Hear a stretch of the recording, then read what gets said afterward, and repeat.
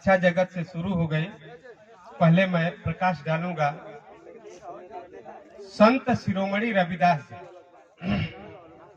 आज उन्हीं के विषय में सारे लोग चिंतन मनन या उनके पथ पे चलने की कोशिश करने के लिए सब लोग एकत्र हुए हैं। रविदास जी की कहानी आपको पता है, पेशे से क्या करते थे। एक कहानी चर्चा में है, सब लोग जानते होंगे, गंगा जी के पता होगा ये सब।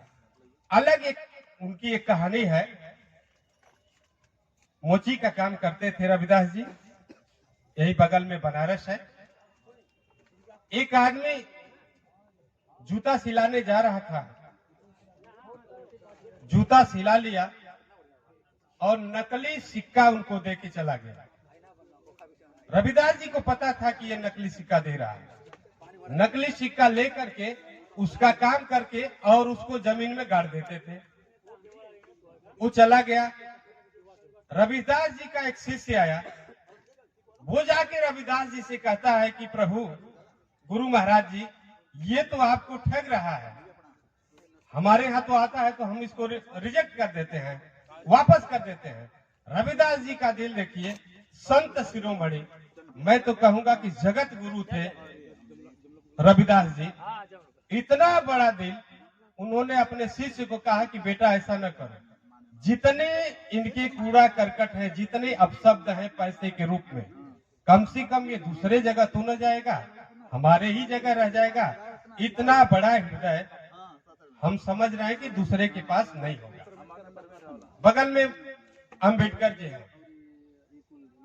आज आपको सबक लेना है हम सबको, किन परिस्थितियों में बाबा साहब रहते हुए, उस जमाने को याद करिए जिस समय दूर दराज तक गांव गांव में मतलब कोई शिक्षा का कोई पढ़ा लिखा आदमी नहीं था, शिक्षित कोई नहीं थे।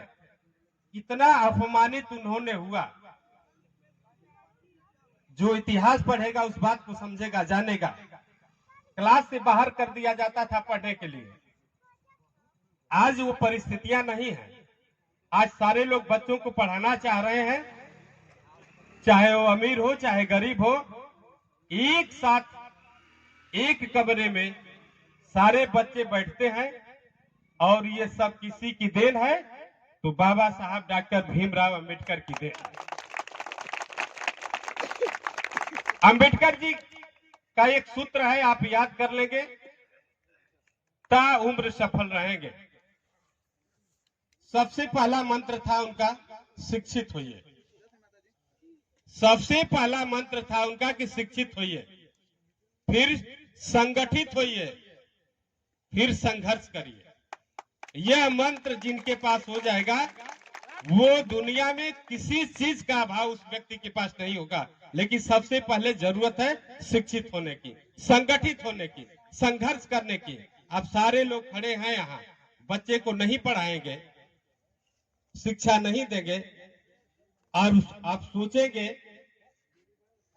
कि दलिद्र खेदला से दरिद्रता दूर हुई, नहीं होगा। जरूरत है पढ़ाने की।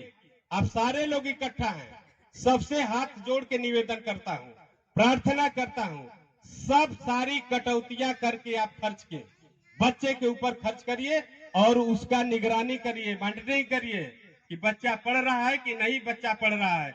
और वो गार्जियन असफल है जो नहीं जान पा रहा है कि मेरा बच्चा गाजीपुर जा रहा है, परमेठ जा रहा है, मैनपुर जा रहा है, पढ़ रहा है कि नहीं पढ़ रहा है, उसकी चेकिंग आप करिए।